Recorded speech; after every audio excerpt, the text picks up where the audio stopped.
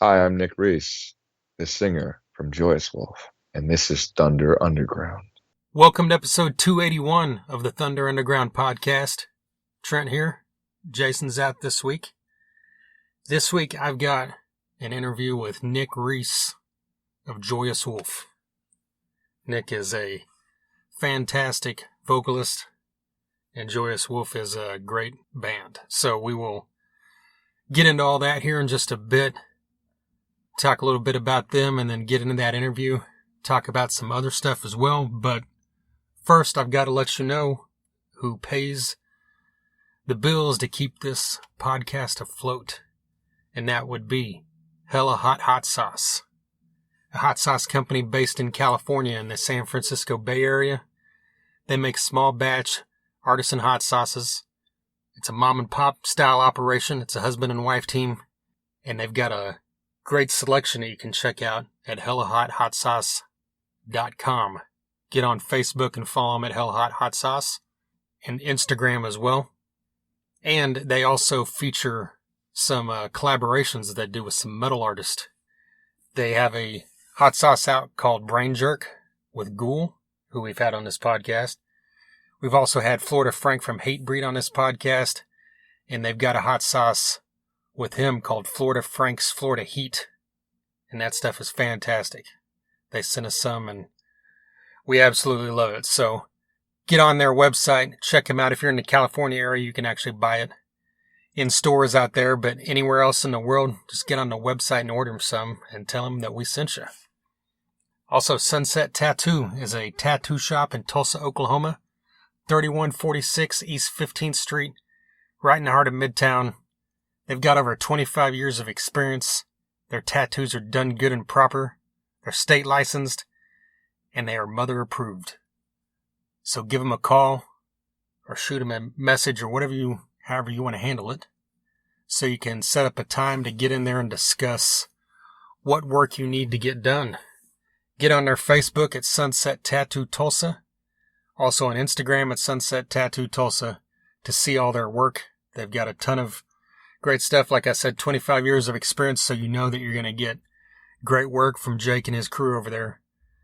So give them a call or a holler, like them, follow them, and let them know that Thunder Underground sent you. MedFarm is a dispensary located in Broken Arrow, Oklahoma, at 24683 East Highway 51. They're right off the highway, so you can't miss them. They have a huge selection that you can check out on leafly.com. Get on their Facebook and follow them. MedFarm, that's PHARM. Follow them on Instagram at MedFarmOK. Check out their website, medfarmok.com. If you mention Thunder Underground, they'll give you 10% off your first order, which is very cool. They're also always running other specials, so follow them on their socials so you don't miss that. And above all else, 30% of their profits go to build no-kill animal shelters, which is very cool.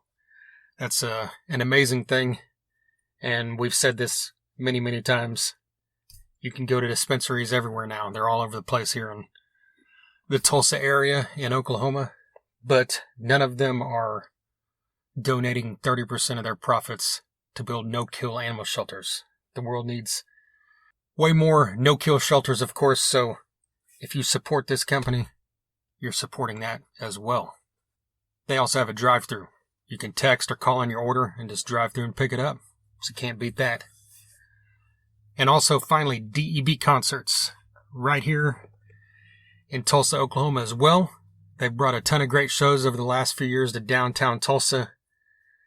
Bands like Last in Line, Beasto Blanco, Buck Cherry, Warrant, Lita Ford, a huge long list. They had Poison, Sebastian Bach, and Tom Kiefer scheduled for the BOK Center this summer. That, of course, is postponed to next year. But in the meantime, this weekend, 2 days from now, August 15th at the IDL Ballroom, they will be having a show, Dead Metal Society and Rocket Science.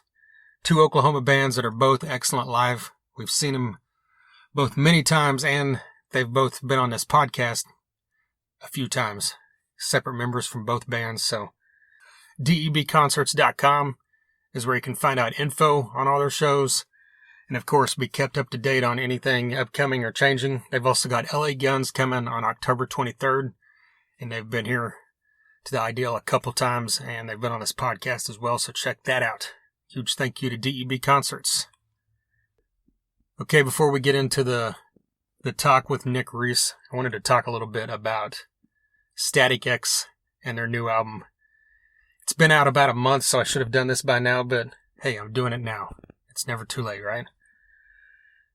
Their new album is called Project Regeneration Volume 1. And as pretty much anyone knows that listens to rock or metal, Wayne Static passed away several years ago, and their last album was 2009. So this is the first album in 11 years. And when this whole thing that they're doing kind of first made news that they were going to, this has happened in the past where bands will release music that was recorded and then a vocalist or a key member dies and they go ahead and release material later on that was worked on.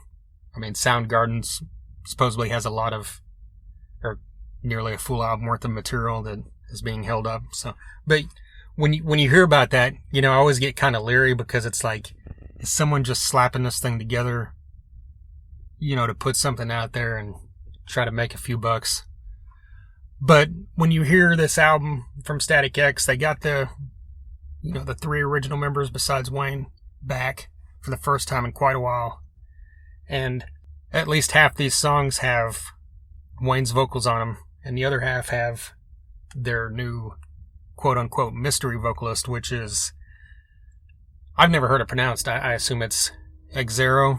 It's Xero instead of zero, but with an X. And everyone knows now that is Edsel Dope from Dope, which is a great fit. And they went on tour, this past year with him as the front man, and he was wearing a Wayne Static mask.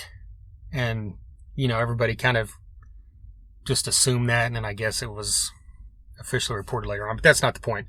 The point is, there's a couple songs I know where both of their vocals are on, and if you're just listening to this as a, just kind of a random listen, and you're not like a diehard fan, it's done well enough to where, both these guys have voices that you can recognize, but Edsel does this justice for what it is. They're completing a Static X work that Wayne had started.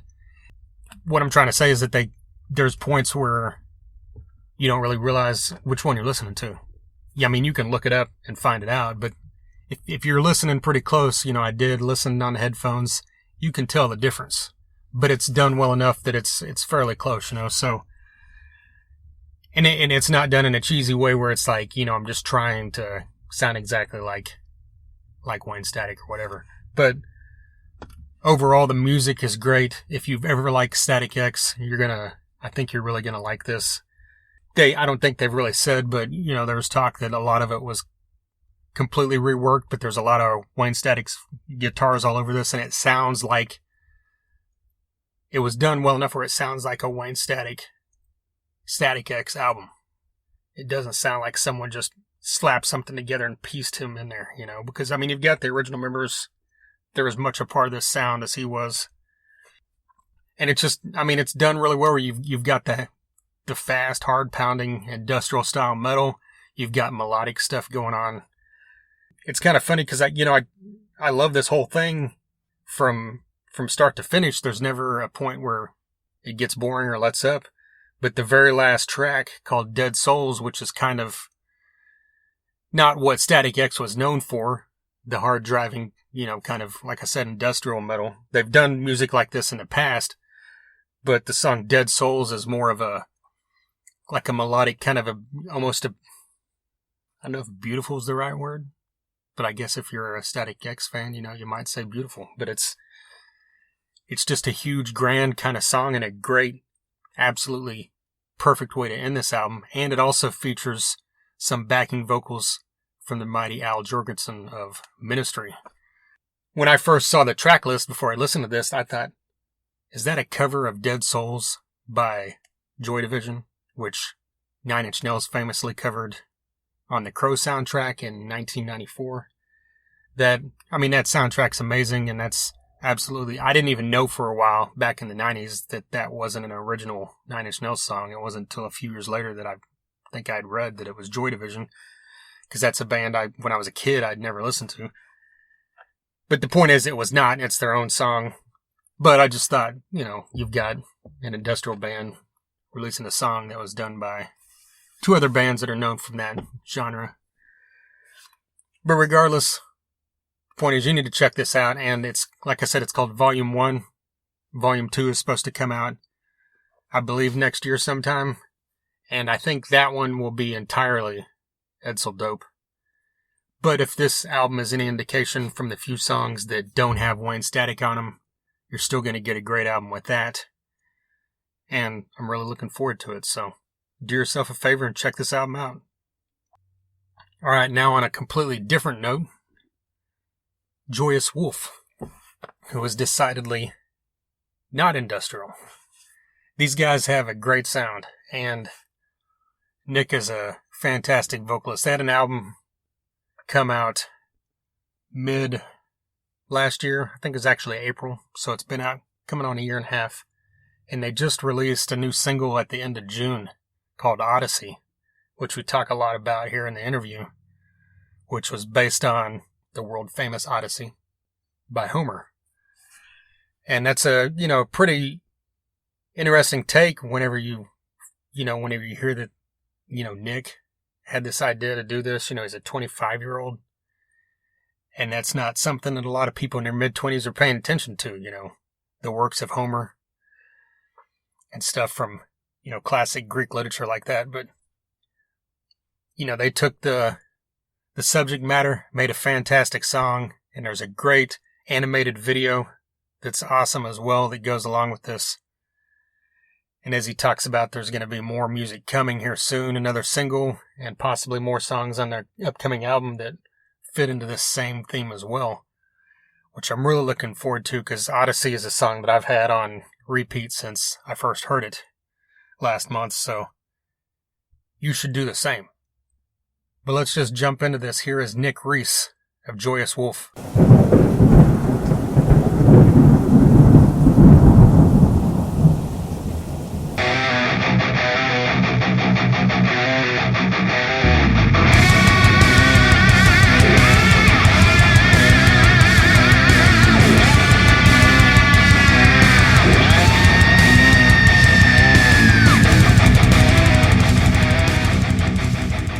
Guys released Odyssey recently. Where did the idea come from for you to kind of put your spin on that story? I was just reading it during the Deep Purple tour at the latter part of the year last year, and I don't know. I just always loved that story when I first read it in school, and I've read it quite a few times now, just different adaptations and stuff, translations. I just fell in love with the character. It's a protagonist that's so flawed, and while also being all the things that a main character of the story usually needs to be, courageous and smart, and also very messed up, very, very human, and I just related to that heavily. And I don't know, I was inspired. I wanted to challenge myself to see if I could put something needlessly complicated into a song that anyone could enjoy. Right. Well, was that something you wrote out lyrically before you guys came up with the music, or how did that process go? Yeah, actually, one of the rare times that happens for me, I was in Denver one night with some friends. And it was kind of one of my first lost nights. I had more than a few beers that night, and I just remember it being an overall just a blast. And I walked out of it, woke up the next morning, and I pulled out a pen and paper, and I just wrote down the first verse, pretty much. As far as the video goes, was that your idea as well, or was that something you left in the hands of the animator? It was all very much all in the same vein of thinking. It just happened to work out the way that it did, and I'm pretty happy about that. Kind of in a way, at least with the video and the, I mean, I could say that kind of fits what's going on now. Kind of people struggling and Yeah, I trying to mean get it was definitely unintentional. I had obviously unless I'm related to Nostradamus or something, but right, uh, you know, I mean, it definitely is. It's a song that sounds a lot happier than it is. right, But the ultimate thing is like, in times of trouble, make it double. yeah.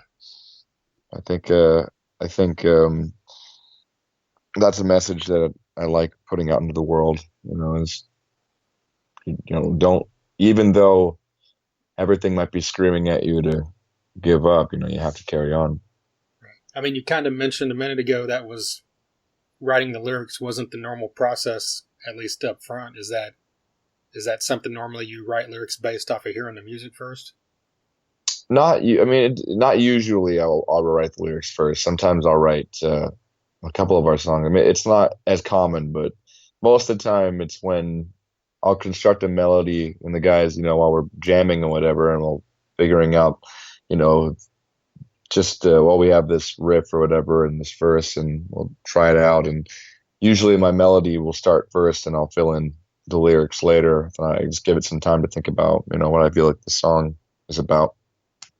And this is one of those times though where I just wrote something and I'm like, okay, I'm going to do something with this. And there were a couple of different versions of Odyssey that I had messed around with myself until eventually, I settled on what it eventually became.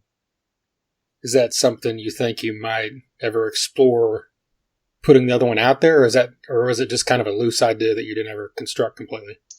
I've been writing all of our songs about it, to be honest. Our next song that will be released at some point in the future, near future, is actually inspired by Calypso.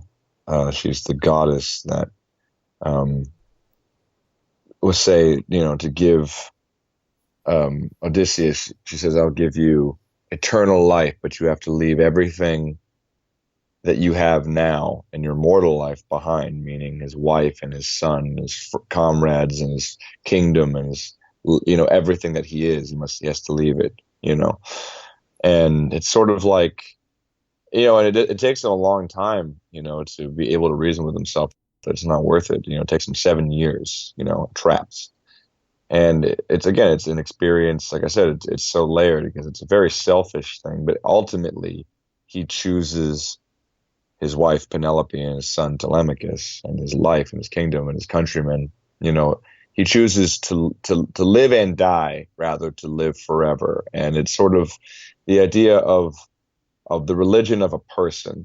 When I know you've definitely have met someone in your life, if not maybe yourself at one point, where you felt yourself sort of worshiping someone, like to the point where they could say anything to you, do anything to you, and you'd still keep coming back for more. This idea of sort of like the religion of a person, of the over and the over uh, was putting of someone on a pedestal, whether it be a man or a woman or a friend or a colleague, just the religion of a person, you know.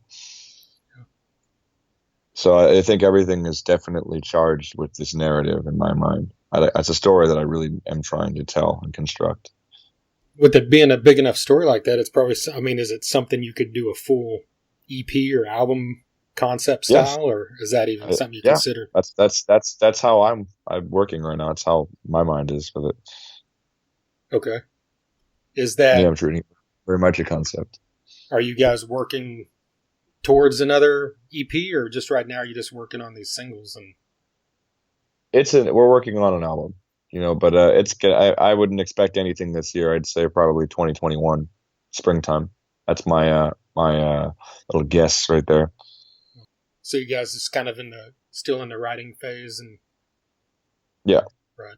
but there will be more singles though. So Okay. something to And look forward to. are the like Odyssey and your next single, are those ones that'll be on that album, or are these standalone? I believe so. Okay. I would imagine so. Okay.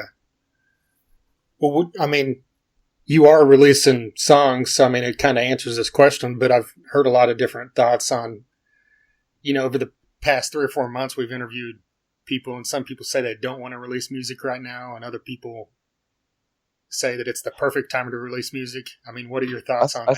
I think it's a disservice to people not to release music right now. Right. You know, I mean, and in times of hardship, you look back and I guarantee you think of a song. You know, Yeah. when someone dies, when when there's a traumatic event of any kind, whether big or small, most of the time you have a song that reminds you of it, or a song that helped you get through it. So I think it is more of a service now, but more than ever, and that's how I feel about it anyways. Well, also, kind of during this time of, everybody's doing either live streams or Zoom video type things. Have you guys had any discussions about other ways to promote yourself in the coming months while we're still dealing with this until we can get to hopefully the other side next year? Yeah, we just did a massive amount of content over the last couple of days that I think people are going to be very happy with, and can't really talk about it because I want it to be more surprising. But there will be a lot of Joyous Wolf stuff to look at in the coming weeks, listen to and look at, and yeah, I've been doing a podcast called Singer Speaking, where I talk with other singers, and you can look on that on Instagram, Facebook, and YouTube. I upload the episodes. I do them live on Instagram, and yeah, I've talked to all the other young rock guys, Landon Milboard from Goodbye June, Luke Spiller, Cody Bowles, Justin Benlolo, um, Ihab Amren, all of those guys. I just actually talked to Jeff Tate from Queensryche and Chris Jericho. I have a lot of cool friends. Yeah. That's something that I've been doing to kind of pass the time. Is that something you just, like, you started recently during this, once all this Oh yeah, happened? Okay. I was like, I need something to do, or I'm literally gonna kill myself. Right. Well, like, kind of on that note, besides that, how have you been passing time on a personal level during this whole pandemic? Just trying to stay productive. I love to dance, and I make dance videos on my social media, and all sorts of crazy stuff like that. So if you want to see some crazy dance music to Prince, James Brown, and Michael Jackson stuff, and tons of other things, just follow me on Instagram at just Nick Reese for that kind of stuff. Just trying to keep myself active, trying to keep myself in some semblance of shape, because I can't go to the gym like I used to. So I'm just, I don't have a lot of exercise equipment, and just trying to battle the mundane and the laziness, Right. and writing with the guys and I have a new practice space, so we're doing that, and keeping ourselves busy doing all that. And yeah, You guys all live in the same area where you're able to get together and rehearse and that kind of thing? yeah, we all live about fairly close, just a short drive away. It's kind of a generic question, but I mean, what is it that you think led you guys to the sound that you have? Is it just kind of your guys' interests, or was it a determined thing that you want to kind of have this throwback sound with a modern feel? I mean, I hate calling it a throwback sound. I feel like that's like the most ridiculous thing about modern rock audiences, is that, I can't stand that. But just because they never did it at any other point, in the 90s, we weren't calling Soundgarden a throwback band, like, Yeah. So I hate that. I can't stand it. Some bands have perpetuated it, and that's fine, but we're a modern rock band. We never had a goal. We're just like, hey, let's get together and jam. And I remember someone Blake asking me, he's like, what kind of music is it going to be? And I'm like, I don't know. Let's just feel it out, see what happens, and what happened. Another kind of question that's, kind of a dumb question in a way, but touring with Deep Purple, I mean, you don't want to say like how was that because you know it was probably cool, but like what was that experience like as a young band being able to tour with a band that's been around 50 years? It was definitely an experience. I mean, they were all really great people. Like all of them were just unbelievably kind and treated us with respect and dignity, and it gave us so much more than we probably deserved. I just, both the Ian, Steve, like all of them, just unbelievably kind and you know consummate professionals. Do you think? I mean, do you think there's anything you guys kind of took away, like you learned from them that maybe you hadn't thought of before you went on that tour? I don't think there was like something we didn't already know. I just think you're just seeing someone do what you do on a different level Right. of experience, and that's just something you're like, oh, you hope you get there one day, kind Yeah. of thing. We had toured, last year in particular, we had toured so much, I think we'd already learned those lessons by the time we got there. But I think ultimately we met our hero. We've met so many of our heroes, and we've walked out with pretty much all positive stories. Like I don't think I have a negative story about a hero that I've met. And getting to speak and hang out a little bit with Ian Gillan, and him wishing me a happy birthday on my 25th birthday is something I'll never forget the rest of my life. And talking about Elvis and just you know getting to meet the families of some of the members and getting to know them. I love people. You know, like so those are the things that I took away the most. The music is transcendent, and they're professionals, and they have been doing this a while, and you can tell. Yeah. But them as people is what I will always remember. My episode that's coming out next week is actually with Glenn Hughes. And what's your favorite era of Deep Purple, if you could pick one? I got to give it to main man Ian. Yeah. Child in Time. You know his vocals on that, again, in his own words. Don't get into screaming. He's like, if you're doing screaming, just he's like, you'll be regretting it for the rest of your life. Um, but no, I love really, the early, like right after, the Hush era, like right when Ian starts, and he just had a particularness to him, and not that Glenn isn't amazing, because he is. It's kind of like you know all, like, there's a lot of good fruit. Oranges are good, apples are good. Like I feel like they're completely different Yeah. singers. Speaking of singing, like how do you maintain your voice, especially these days where there's way less live shows and I mean, I'll tell you, man, it's nothing really. I mean, we just kind of did our first little like performance thing in a while, and it's definitely just like, oh yeah, that's 6 months off right there. Like nothing really prepares you for that, and except just doing it. And we were really doing quite a bit. We were practicing all the time, and we played some shows earlier this year, and I was in really good shape physically. And the 6 months is just 6 months of off time, really kind of set me back a little. But I'm gonna keep picking myself back up, and dusting myself off, and just gotta get back into the flow of things. Like I can sing at home as much as I want, but nothing really prepares you for getting up on stage and singing with an exploding band behind you, like especially as loud as the guys my band like to play. So well, before do live shows, do you have any kind of warm up routine, or do you just go in yeah, cold? I mean, I warm up throughout the day. Like I wake up and I have right when I wake up, I have a little warm up, and then I have an afternoon one for a couple of minutes, and then I have a short evening one, and that's just my way to kind of keep the cogs turning, and to I mean, I'm not even gonna lie. I've actually last couple of months I've just been pretty much reteaching myself how to sing.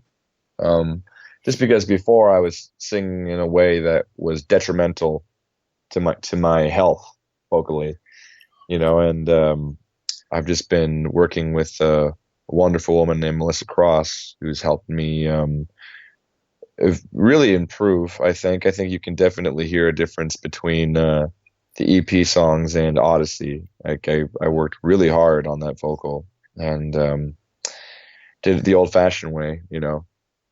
Uh, no computers and auto tuning for me. Uh, I'm a purist. But yeah, it's been a process. And I'm still learning and still just kind of getting used to um, the new technique and the new way that I'm going to be carrying forward from this point on. Was that kind of relearning? What were you just kind of self-taught, or did you have any formal training Yes. early on? No, I was completely self-taught. Okay. And, you just learn that you can get the same sound that you want to make without, tearing up your vocal cords. Yeah. Was there, I guess, the influence question, but like, was there any one particular person that made you want to be a singer early on? Yeah, Elvis Presley. Okay. Yeah, 150%. He was the beginning of. I mean, I say him because without him, I wouldn't have found all the things that he loved. Like the blues and the blues and R&B singers of the day and the country stuff, and through blues music is really where I developed like BB King and was a vocally just someone I just tried to be and just could not, but tried my damnedest, to have this Okay. sort of guttural sound. And Ray Charles, like those two guys were really the ones I obsessed over vocally. I'm like, I want to sound like these guys. I want to sing like they sing. I want to feel like they feel when they sing. Really wasn't into rock music. I mean, that's what everyone's saying. Everyone's like, you must have loved this guy. And it's like, no, sorry. I Well, do now, but but learning to sing growing up, like I wanted to sound like, again, I wanted to sound like Elvis and Johnny Cash and Ray Charles and James Brown and BB King and Muddy Waters. I wanted to sound like those guys. They just had this thing, this swagger, this soul, that you just don't hear. And I found Otis Redding and Sam Cooke, and Al Green, and my list is endless and endless. Like being a younger guy, is that something you picked up from like parents or family members, or is that you discovered that on your own? I mean, my parents, were children really of the '70s and the '90s and the '80s, and I got my share of that stuff. Like a lot of new wave, from my parents, which is like my favorite genre of like time period of music is like 1977 through 1987. Like I love the music coming out of the world in that time. As far as like the European stuff and the new wave stuff.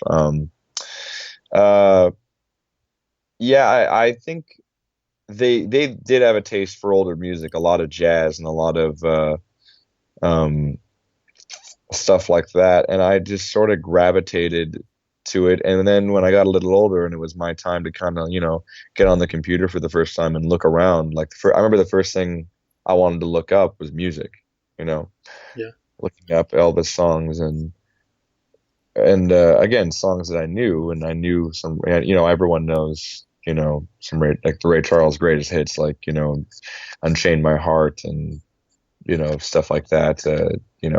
Hit the Road Jack. Um, so I just started looking up stuff like that, and just kind of taking my own interest, rediscovering. Like I loved the song Brown Eyed Girl, so I was like, what other songs did this guy make? Van Morrison. Realizing I'm like, okay, this guy's a genius.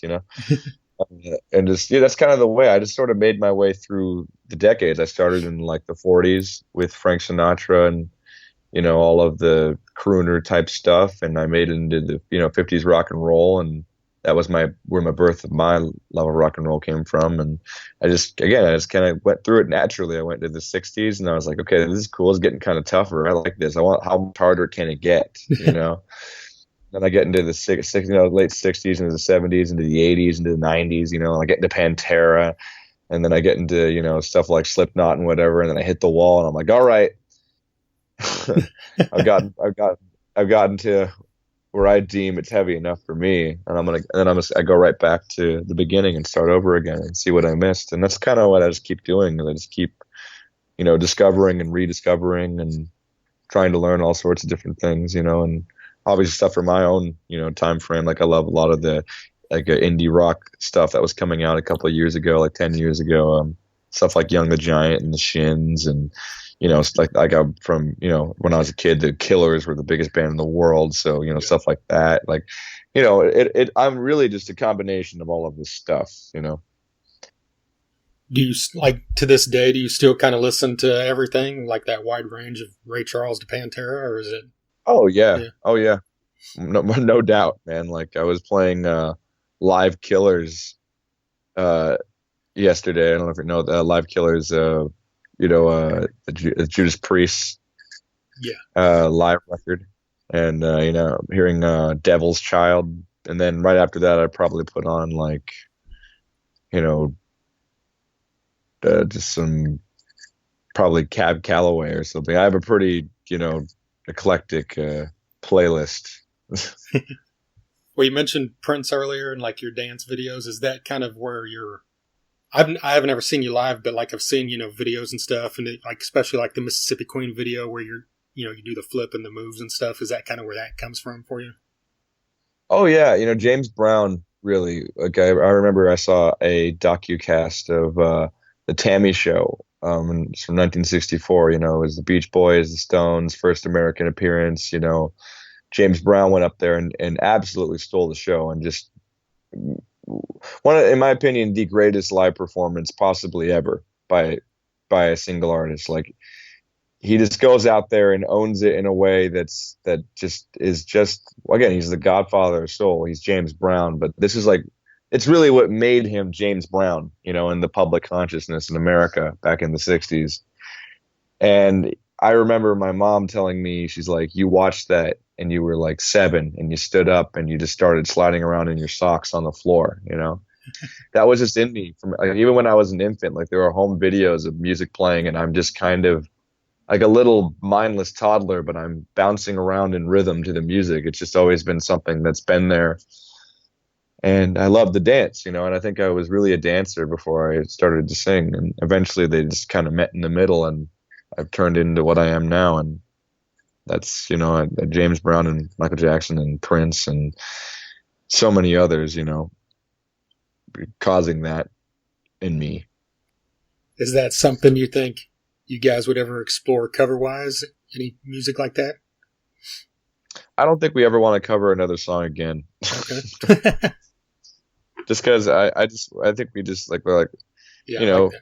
we're glad that people like our cover, but same time we're like, could you listen to our original stuff? Yeah. That's what pays the bills, and give it a shot. I think you might like it. I think we're really just trying to make it on our own merits. And I mean, I'm sure we still do stuff for fun live, but I don't think you're going to see us like cover a song again, in my opinion. I think I could say that with more than enough confidence that the others feel the same. Yeah. Yeah, I like that philosophy personally. All right, man. Well, I appreciate you taking the time with me today. Sure, man. It was a blast and a half. There you go, Nick Reese of Joyous Wolf. A huge thank you to Tim from Atom Splitter PR, and of course a huge thank you to Nick for taking some time out there to talk to me about everything that Joyous Wolf has going on and he has going on. Give him a follow on Twitter and Instagram. It's at just JUST Nick Reese. He's got a lot of stuff separate from Joyous Wolf where I think he might have mentioned it there in the interview. And I recorded this a couple weeks ago and I haven't listened back yet at the point of recording this part of the interview or the podcast, but he has some like dance videos where he's dancing along to Prince and Michael Jackson and stuff, and it's really good. And I know we talked about that in an interview where that kind of influence came into his, like live performance and everything. But as you heard in that interview, like his influences are wide ranging, and you can hear that from not just him, but this entire band. Like I said, they've got a great sound. If you're not real familiar with Joyous Wolf, there's slew of bands out there that just have like a great rock and roll sound. That's like the best way to describe it. You know, you're not going to say, put them into any specific genre. It's just good rock and roll. You know, you've got bands like Rival Sons and Dirty Honey, bands along those lines that, you know, Joyous Wolf kind of fits along with. Like, you know, he mentioned that interview. They were a part of Deep Purple's entire tour last fall, and it fits as well with, you know, band like Deep Purple as well. So do yourself a favor and dig into some Joyous Wolf. And I can't wait to hear what they've got coming up as well. Like you said, they've got a new single coming probably here in the next couple months as well. So look for that. Give these guys a follow on their socials. If this is your first time listening, I appreciate it. Like I mentioned there when I was talking to Nick, Glenn Hughes was our guest just last week, speaking of Deep Purple. And that was great. Check that one out. We've got 279 other episodes before that you can check out. You know, we've had on members of Kiss, Def Leppard, Guns N' Roses, Thin Lizzy, Megadeth, Shinedown, Saving Abel, Warrant, Tesla, Great White, Seven Dust. Get real heavy with stuff like the Black Dahlia Murder, Crowbar, Superjoint. We recently had on Alex Skolnick of Testament. We've had on James Lomenzo from Black Label Society and John Fogerty. The list is extremely long. So you can dig through there on SoundCloud. We're also on Spotify. We're on Google Music however long that lasts. I think Google Music is supposedly going away here in a few months. iTunes, did I say iTunes? TuneIn. Pretty much most places that you can hear a podcast. Follow us on all our socials. If you get on TheThunderUnderground.com, you can find all the socials there. Get on YouTube and subscribe at The Thunder Underground. We've got a lot of videos that are specific to there. But yeah, I think that basically covers it. Once again, a huge thank you to Nick Reese for taking some time out there to talk about Joyous Wolf. Big thank you to our sponsors, Hella Hot Hot Sauce, Med Farm, DEB Concerts, and Sunset Tattoo.